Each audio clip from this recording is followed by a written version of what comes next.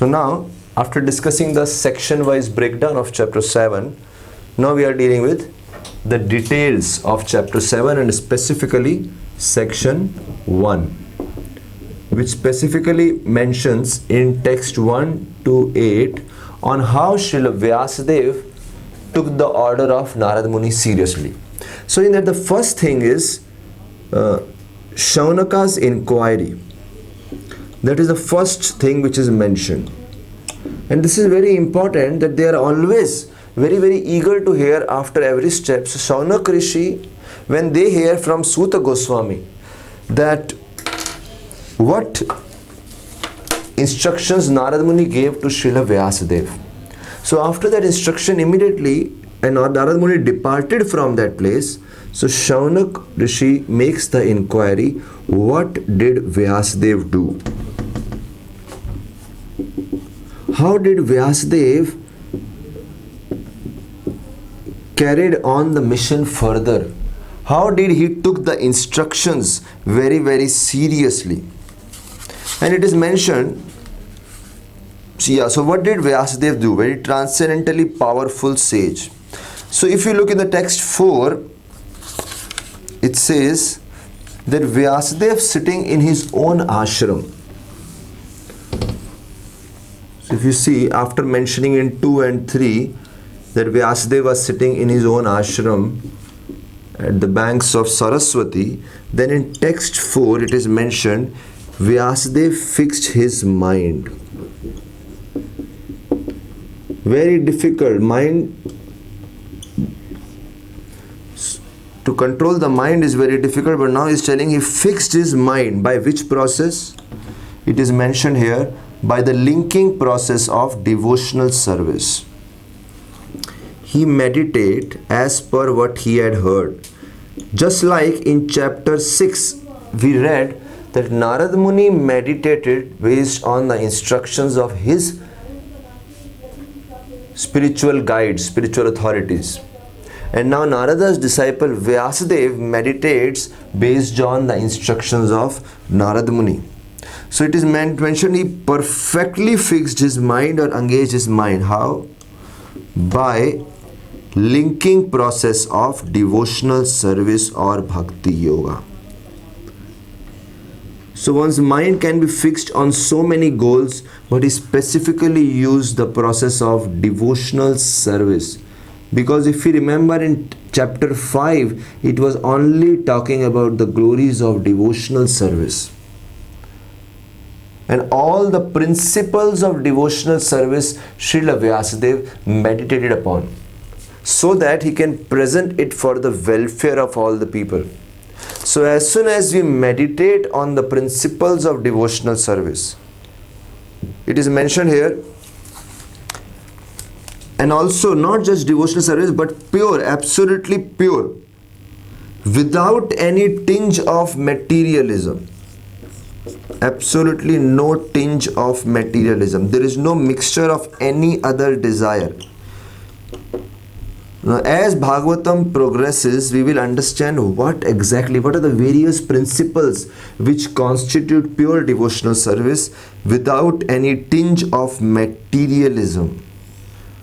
No other desire of material enjoyment, no desire of liberation, no desire of economic development, no desire of mystic perfection, absolutely no tinge of materialism. And what was the result when he understood or he meditated in this process of devotional service? In text 4 only say, the result of meditation, it says that he saw Supreme Personality of Godhead. It is mentioned absolute personality of Godhead. And not only he saw personality of Godhead, plus he saw along with his external energy.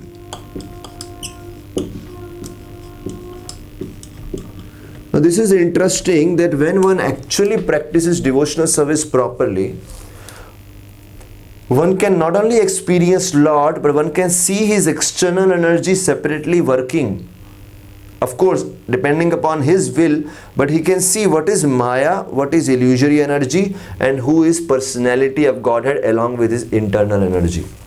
And not only that, he can not only see the external energy, but he can very clearly see the effects of external energy, how living entities are getting bewildered.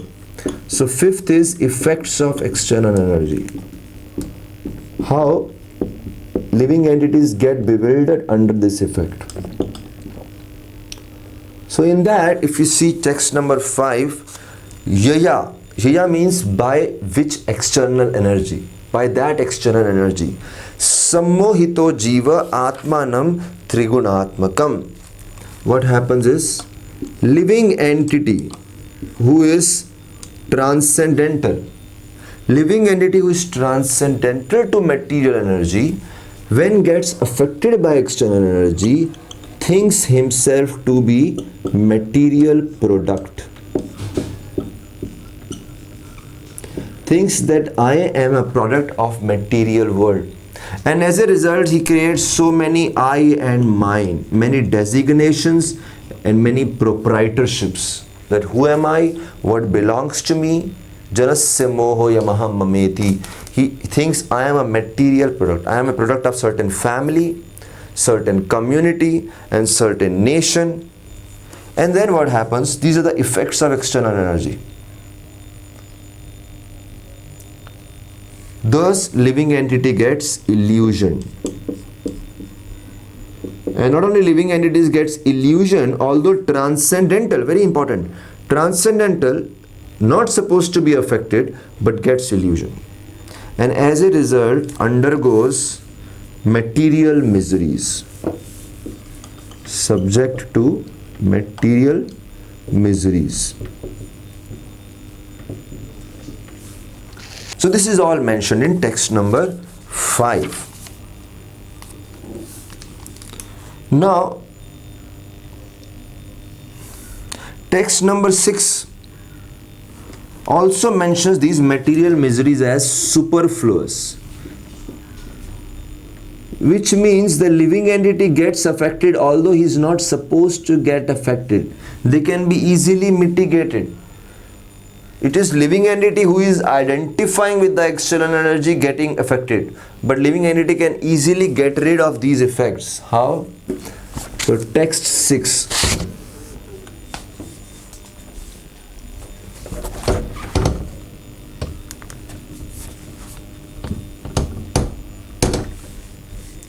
Text 6 mentions the means to mitigate the external energy. Now, since a living entity has become diseased in his consciousness, so means to mitigate this illusion, means to mitigate the material identification, because of which living entity is suffering. So this also Vyasadeva envisioned. So first Vyasadeva envisioned Supreme Personality, then Vyasadeva envisioned the effects of external energy, then Vyasadeva envisioned, by his power of pure bhakti, he envisioned the means to mitigate. That is mentioned in text 6, that is linking process of devotional service. Linking process which connects us to the absolute truth, which takes us out of all relativities or falsehood of material world. It is linking process of devotional service. Linking which links us to absolute truth. But now Vyasadeva thought that okay, if this is the process, I have to deliver it to the masses. So he delivered to the masses by the help of Srimad Bhagavatam. He thought this can be given to the masses with the help of Srimad Bhagavatam.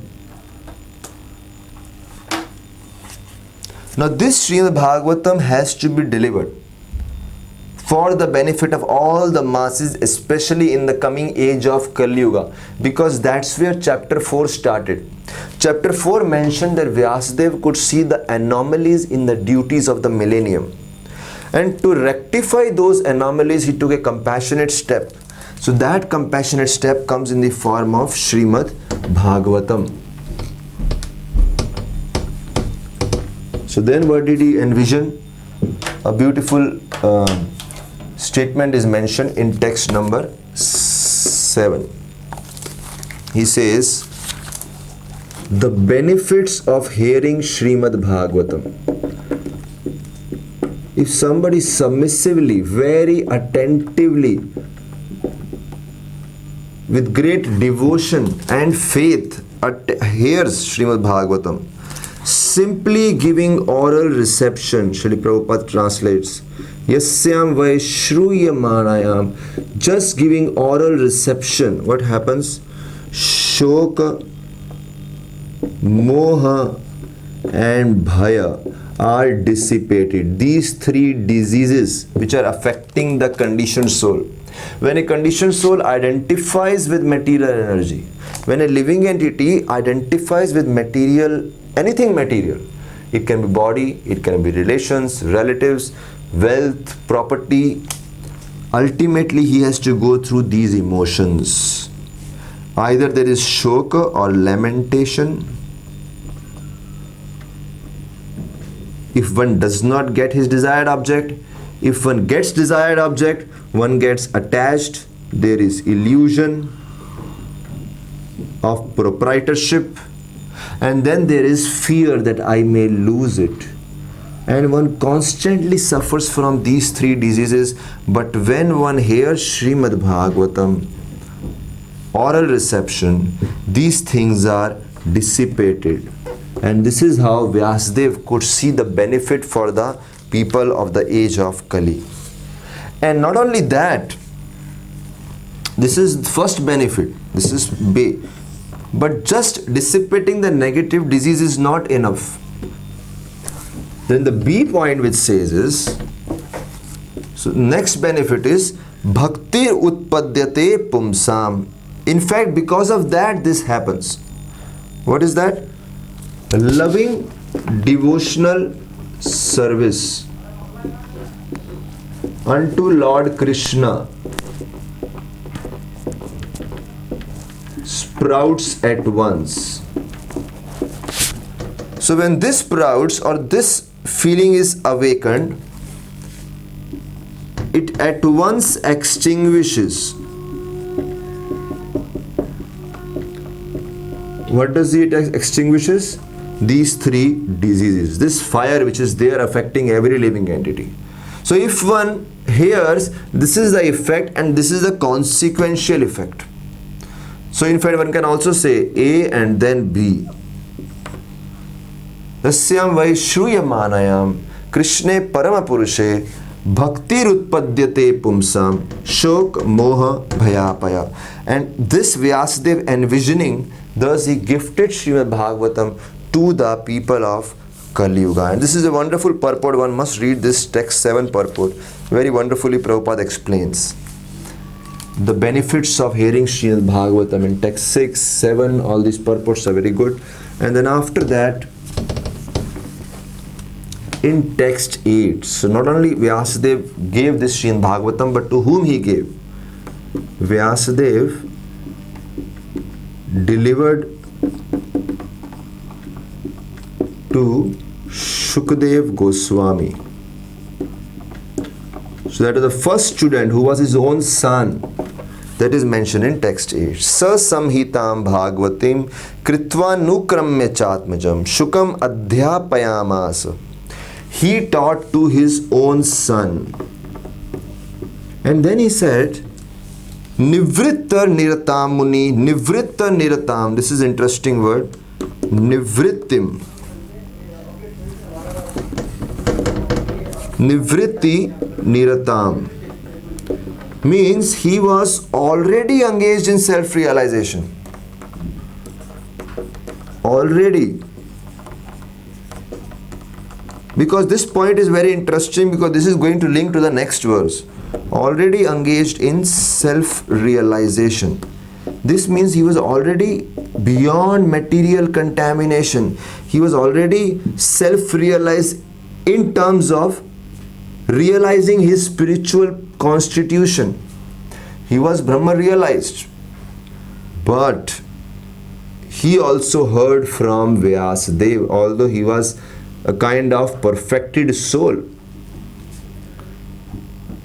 So this will give us a link to section 2. Hare Krishna.